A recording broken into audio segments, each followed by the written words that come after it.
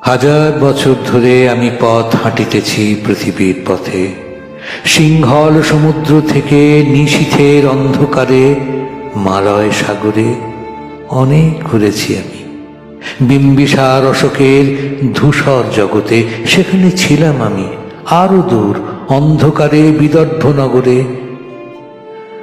আমি ক্লান্ত প্রাণ এক, চারিদিকে জীবনের সমুদ্র সফেন। আমারে দুদণ্ড শান্তি দিয়েছিল নাটোরের বনলতা সেন।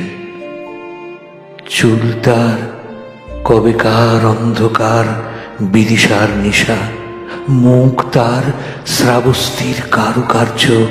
অতি দূর সমুদ্রের পর হাল ভেঙে যে নাবিক হারায়েছে দিশা, সবুজ ঘাসের দেশ যখন সে চোখে দেখে দারুচিনি দ্বীপের ভিতর, তেমনি দেখেছি তারে অন্ধকারে। বলেছে সে, এতদিন কোথায় ছিলেন? পাখির নীড়ের মতো চোখ তুলে নাটোরের বনলতা সেন।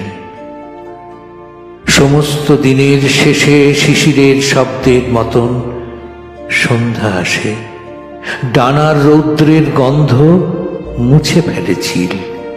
পৃথিবীর সব রং নিভে গেলে পাণ্ডুলিপি করে আয়োজন।